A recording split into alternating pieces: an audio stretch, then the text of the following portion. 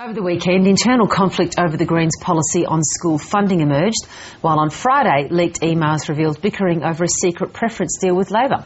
Leader of the Greens, Senator Bob Brown, joins us now from the ABC's Adelaide newsroom.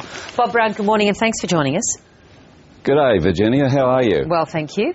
Bob Brown, that's good. Can you clarify for us what is the Greens' policy when it comes to funding for private schools versus state schools? Well, the Greens' policy is to have the wealthier schools reduced in funding and that to go to the poorer state schools. But it's not going to happen because Julia Gillard has said she won't change the funding formula in the next period of government, and Tony Abbott's sticking with that. But we've got a very pleasant surprise here in the form of the mining tax. We will use that to give added funding to the Australian education system. Yes, in what way? I mean, well, you take money from the mining tax, what would be the which will bring in... Which schools would it go? Which kinds of schools? It'll go to the public school system because they are less well equipped. They tend to have teachers not properly paid. They tend to have, in various parts of Australia, not the teaching facility and the money to be able to bring them up to the standards of the wealthier public schools. We'd like to see that happen. And from the $20 billion a year collected from the minerals tax, none of which Tony Abbott will collect and only half of which Julia Gillard will collect, we would pump that money into the public education system where 70% of Australian children go to help them catch up. But you actually had a much tighter and harsher policy plank in place for the last number of years, and that is to reduce private school funding to 2003 and 2004 levels. Now these days, and these very recent days, you actually don't believe that's writ in stone anymore, do you? No, that policy stands. I made that clear. If you read that news story, you'll find that that's the case, Virginia. So have a look at the detail there. You've also said in the last little while circumstances have changed, and so it's not necessary to pull away $1,000 per student, as say it was, in order to achieve that reduction in private school funding to those levels.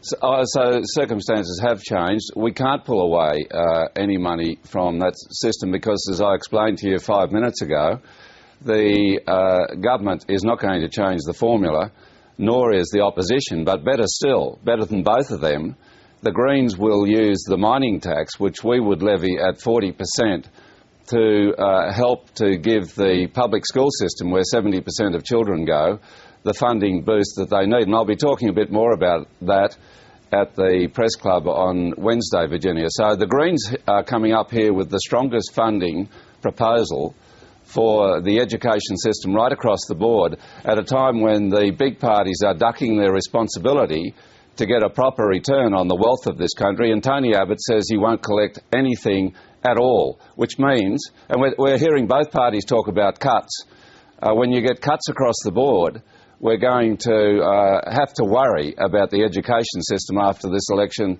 whether it's a Liberal or a Labor government, but not with the Greens. No, I'm not willfully ignoring what you said earlier on, but it just strikes me as surprising that that's one policy area where you run up the white flag and say neither side will change, when your entire approach to politics, Bob Brown, is always to talk about negotiation, holding that balance of power and actually having some leverage. This is what's causing some fracturing within your party, because some believe that's a philosophical stone that should not be removed. That reduction of public money into private schools is something you should not be backing away from. So why run up the white flag and actually being able to negotiate on that later? Well, your editorialising about running up the white flag is right off beam. What I'm doing is running up the green flag for GO, for education funding, Virginia. And if you listen carefully to what I've had to say, the Greens are going to deliver more money into the public education system when neither the government nor that is the Labor Party, nor the coalition, that is the Liberal Party and the Nationals, have the wherewithal to do that because they simply won't get a proper return on Australia's mineral wealth. Bob Brown, the news poll today still has the Labor government narrowly ahead on a two-party preferred basis. What's your reading of today's polls? Which direction do you think the country seems to be heading?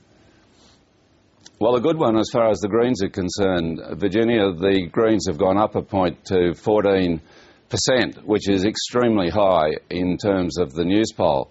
The feedback, I'm in Adelaide today, and the feedback I'm getting everywhere at airports, in the streets, as I move around the country, is very, very strong for the Greens. Both the big parties are on the nose. People are fed up with the bickering, the inability to even get together for a debate, and when they do have a debate they won't have the Greens represented because we're the ideas-based party with a vision for Australia. So the feedback for the Greens is very, very strong, and I'm very heartened by that because we're running a very professional campaign and we are bringing forward the ideas in education for a national dental health care system, for ending the destruction of forests, for a proper carbon levy, where the big parties are ducking on climate change. I know it's just this morning, these new figures from the news poll, but on your reading of them, Bob Brown, at 14%, does that translate into lower house seats for you? How is it looking in particular in those seats you might be hoping to pick up?